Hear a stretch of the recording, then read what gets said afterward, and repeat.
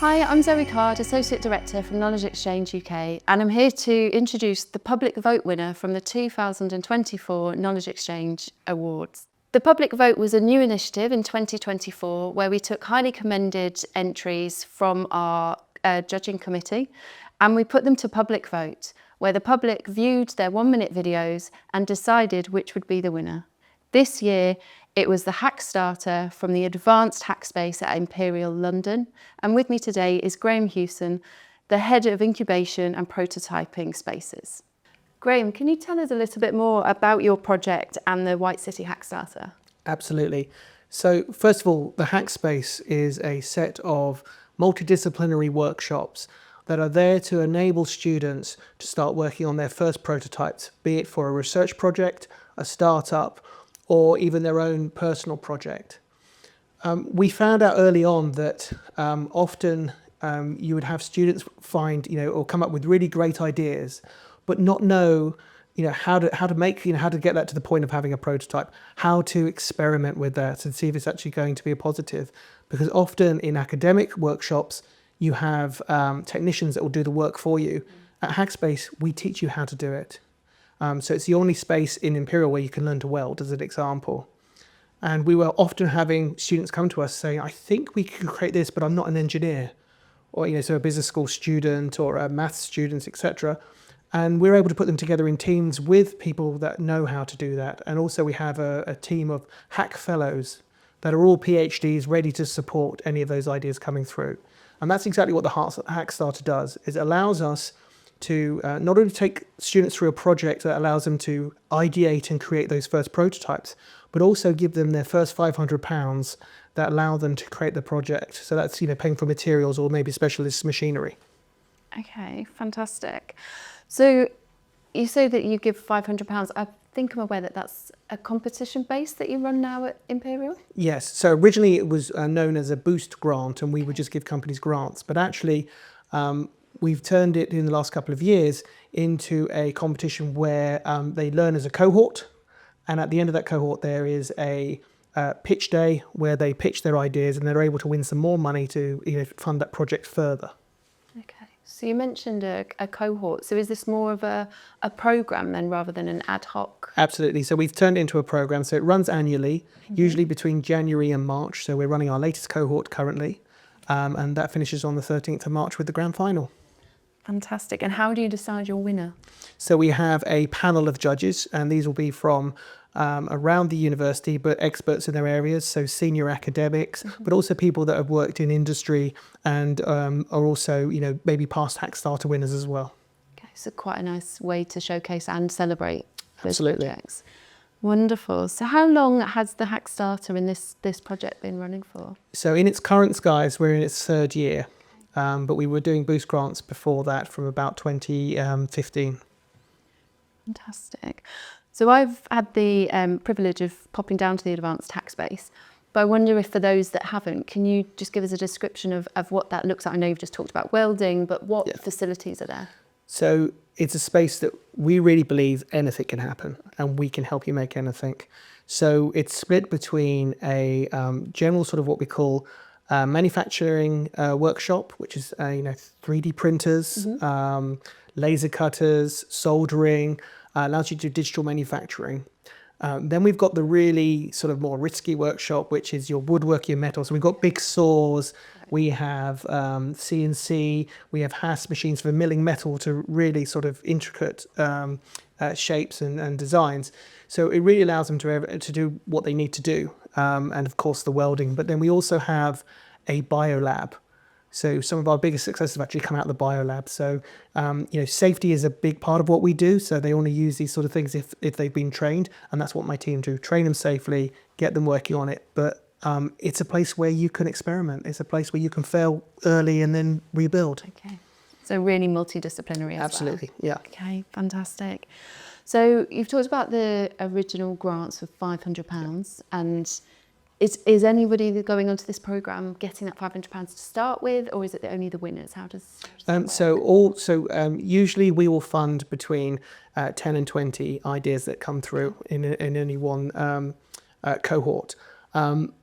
often, we'll get over 100 applications and we'll have to sift those down to the lucky 10 or 20, and then they will pitch. And then the winner can get up to about £3,000 extra on top of that to actually take that prototype to the next level. Okay, lovely. So in the scope of talking about lots of the projects that enter the KE Awards, some of them are rather large scale. Obviously, we've got the focus on the commercialisation category and we're talking lots and lots of money. And this is relatively a small amount of money. I wonder, does that limit its impact at all? Not at all. In fact, it's quite interesting, and I've been amazed at how far that £500 can go. So to give you one example, we had a company founded in the hack space called Maltus, and then Maltus Media, but now just Maltus. And they are developing, a serum for the base serum for creating clean meat, so lab-grown meat. But they were looking to make it cheaper and more accessible. And they first had their tryouts in our labs. We gave them £500, and that allowed them to sort of prove that they was going in the right direction. I think about either last year or the year before, they raised £11 million in investment. They were employing, 10 staff to 15 staff. And they've now got their own site outside of Imperial where they're actually manufacturing this. So, it really shows how far that £500 can go in just 4 years. And they're still quite local, aren't they? They've maintained that locality at the university. Absolutely. They've stayed in what we call the West Tech Corridor, which is a centre part of Imperial College's strategy at the moment. Oh, wonderful. So that's obviously one success story of the Hackstarter project.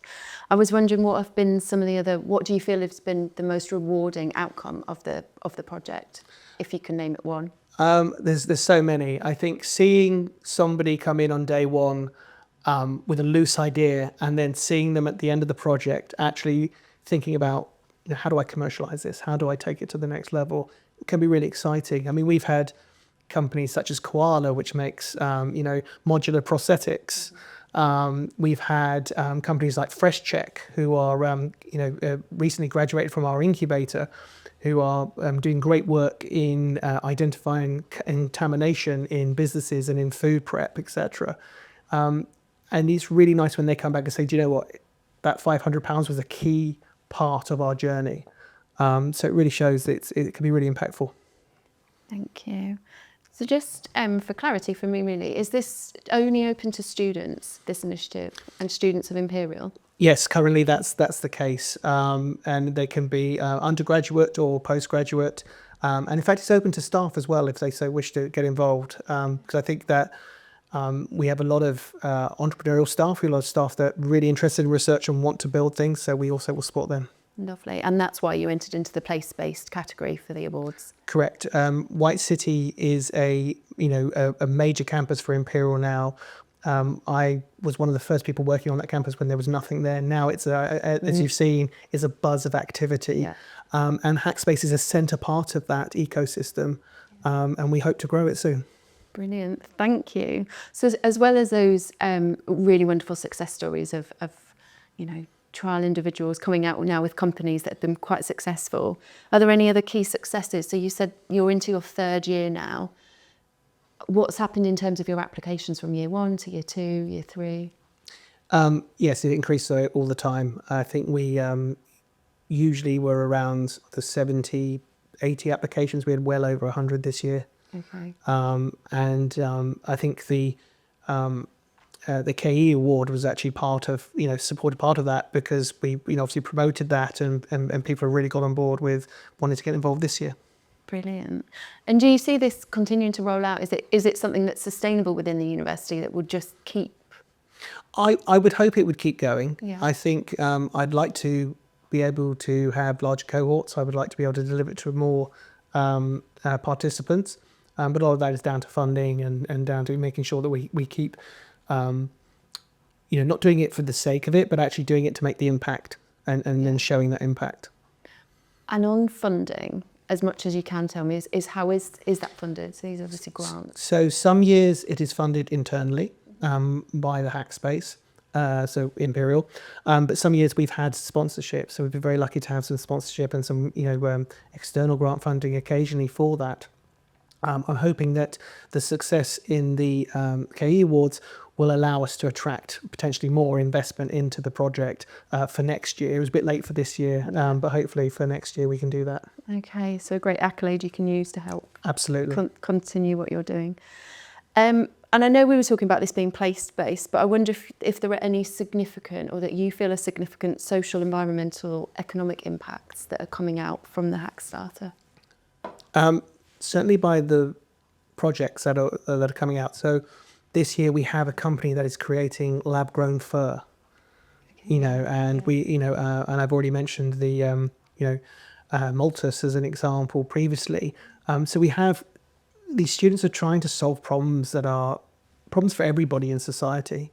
And a lot of them are eco-based. Some of them are health-based. So we've got companies that are looking at new ways of treating things to make. I have one company that won last year. The year before, that's looking at working to make smear tests less painful for women and more accessible to people in third world countries and stuff like that. So there's a lot of societal benefit that is wanting to be achieved by these companies. That's fantastic and quite aspirational and gives us hope for the future. I think so, but it's also, I think, the reason why a lot of the team come to work every day, because they see these great ideas from these wonderful students. Yeah, and that's fantastic. And I think that's a common thing that's coming from initiatives like this that don't really have any boundaries, is that you don't know what you're going to wake up to. You don't know what amazing idea you're going to see on paper, and then the opportunity to see it through to fruition. Yeah, absolutely. Exciting. Thank you. So we've talked about continuation of the project and where it's going to go and success stories. I suppose what would be nice to know about is it's not all plain sailing all of the time, and what have been the major challenges with the Hackspace and getting it started? It's often been, funding is a big part of it. So maintaining, we deliver a lot of our activity apart from the Hackstarter. So we are generally open to our members to work on their own projects. We have supported research projects across Imperial, but we also teach. So we teach and support several courses. So we're introduction to prototyping, for mechanical engineering, etc. So juggling all of this is always a challenge. But I think we seem to manage it well. But we're hoping to grow, so we're able to do this more. But it comes back to that. It's we're part of the enterprise department. We're not part of an academic department, but we have to work very closely with the academic departments. So maintaining all of that in an ever-changing higher educational map is always a challenge. But I think, we're in a very good place at the moment. Fantastic. And do you use resources, because you're obviously multi-campus? Yes. Not necessarily, obviously, but multi-campus. Do you use resource and individuals from different universities, or most of them based at Imperial? It's pretty much an Imperial-centric project. I mean, we have done with a few things with the Royal School of Arts in the previous years, but not so much recently. Okay, great, thank you. So there are a couple of other things that I'd like to delve into, and specifically around the KE Awards. So this year, the KE Awards Committee recognised your project as highly commended. Yep. And because you were highly commended in the place-based category, you were put forward to our first year of the public vote, which was a new initiative, which involved us showing your 2-minute video along with the other public vote finalists' 2-minute videos in a public forum. And those projects were showcased and available for voting right up until the day of the awards itself. I wonder, was it helpful for you to have the video that you'd created made public in the lead up to the awards? Were there any benefits to that for you? Oh, absolutely. It was really important way of showing other people what the project was and what we had been achieved in the last couple of years. It was actually a really good tool to share with other partners and stakeholders to show that we're doing something really good. And in a 1-minute video is quite tough. Yeah. But we let our users speak for it. So that our users were very centric to that video, our members, and let them speak for the project. And I think that really was a great way of showing what we can do and how we can support. Brilliant. Were there any interesting consequences of being part of the public vote? It was quite an interesting process of sort of letting people know about the vote and in getting them interested in the project. We had one instance where our marketing, one of the ladies from our marketing team was busy putting up posters all over the place, so getting the students involved, and happened to bump into our president, Hugh Brady, in the lift, who hadn't heard about it, but immediately was then made to vote on the spot. Which he was glad to do because he loves the project. But it was a really great way of also just showcasing to people that maybe don't know about the Knowledge Exchange Awards, or also the whole sort of supportive membership behind that. It was a great way of showcasing that and letting people know about it as well. Yeah. We did hear about the guerrilla marketing at Imperial Campus, which we thought was really fascinating and quite interesting. And the purpose for us for the public vote was probably twofold. One, to allow different types of projects to get to be a winner in categories. And another was trying to let other people who aren't necessarily closely linked to KE to know what KE is, even if it's a specific project or a specific idea. So do you feel that the video allowed you to do any of that at all? I think, some of the feedback I've had is people that are not involved with, certainly universities that voted, but they, the feedback was they were looking at all of the videos and we're going, wow, there's some really fantastic things happening that we would never think about was going on. And, it was a great way of introducing the whole sort of, process behind knowledge exchange and what everyone's trying to achieve. Brilliant. So you said that you were going to share your award with some of your partners. Just what other benefits do you see to yourselves as being a winner of the KE Awards? I think it's a great way to underline the impact that we do. Yeah. Because we're being, celebrated by an industry organisation. It's pretty impactful. I would also hope that as we come towards next year, it will help us raise the profile enough to get some more funding in for next year's project, because I'd like to support so many more student ideas. And that's really important to me that we can do that.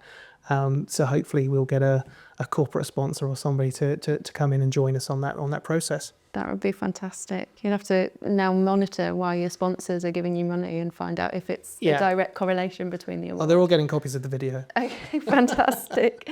That's brilliant. I suppose there's two other things. One, why did you enter? Because obviously that's a process and it's another thing to fill out, and we know we love a form in HE, but why did you go for the... I think to be recognised by, your peers and by, industry organisation that supports KE so well was really important for us. We sort of heard about the other years of the process, but we thought actually we've got a project that really fits this. Yeah. So let's do it. And I think it's good because it's struck a chord in the sort of the higher leadership of the university that we've achieved this. So it's been very important. Brilliant. And what would you say to anyone else thinking about applying for the KE Award? I would say do it. You've got nothing to lose. Get involved. If you've got a project that fits any of the criteria, put it forward, because I think, if not just for, as well as showing off what you can do, what you do in the project, how good it is, but it's great for the team. The team feel recognised, and I think it's a great morale booster. It gets people, feeling they're part of something that's bigger than just the day-to-day. And it's nice even internally to show people what you do, because there's still isolation within universities, right? Yeah, exactly that. And to, it raises a few eyebrows in other departments. Oh, that's what they're doing. Oh, that's pretty impressive. Okay, yeah, maybe there's a way we can work with them. Yeah. And I think that's, it's universities, especially Imperial, such a huge place. There's lots of things happening. And so if you're able to, actually showcase some successes like that through things like awards, like this particular award, absolutely. If you're thinking that, you're doing it, do it. And I suppose it's helpful for you as well, because some of the students will come to you through referrals from teaching academic staff who say, actually, you've got an idea, go and speak. Absolutely, yeah. I don't know, I wish I'd measured it, but I'm now sure that, X number of academics now know more about Hackstarter than they did a year ago. Oh, fantastic. So I think it's really important. Brilliant. Thank you, Graham. So what I'd like to do now, if that's all right, is just talk to you about membership and CPD and development for knowledge exchange professionals. So you're a member of Knowledge Exchange UK, and I just wonder what you see, Imperial, very large university within the sort of London Golden Triangle area. What do you see as benefits to being a member? So I'm aware my department, so at the enterprise department, a lot of my colleagues, use the membership to help their CPD and to actually, grow their knowledge, grow their contacts. We have a number of people that go to the conference every year, and they always come back and then present to the rest of the department about the really valuable things they've done. I know that a lot of benefited from sessions on IP, from changes in sort of the law that's been happening around higher education. So it's really important. I think it's a great way of broadening your knowledge, but also your contacts with other people at other universities, which is really important when you're looking at joint bids or ways of working together. If you've been on the conference and you know them, already, it really helps. Yeah, and we actually have a couple of volunteers who are permanent volunteers on some of our training courses that are from Imperial or have previously been at Imperial or are returning to Imperial. So actually there's, like you said, that building networks, seeing the next generation of KE professionals, looking out for new talent for your team, always very helpful as well. Yeah, it's something my department really takes seriously. Yeah, and we can see that as well. I suppose what's an interesting question is, and obviously we don't have a crystal ball, but looking to the future and thinking about the demands on knowledge exchange in the university landscape and revenue generation and spin-outs, what do you think might be the upcoming development needs that knowledge exchange professionals will have in the next 2 to 3, 5 years? Well, it's certainly a challenging time in higher education. We're hearing a lot about, universities struggling in the current climate, student numbers down, etc. So I think there's a lot of importance or more importance to be placed on things like spin-outs and, how you do that fairly, how you work with academics to commercialise in a way that supports the academic but also supports the university. So I know that Imperial has been at the centre of a lot of that change recently, and I think it's going forward, the challenge of how we can do that better and have more successful spin-outs from our particular area is really important, whether that's through incubation or just the having those sort of companies all together in one place like we do at White City, which is we see as really beneficial as well. Lovely. Thank you very much, Graham. It's been wonderful to have you with us today to talk about your place-based initiative. Fantastic. Yeah, thank you very much.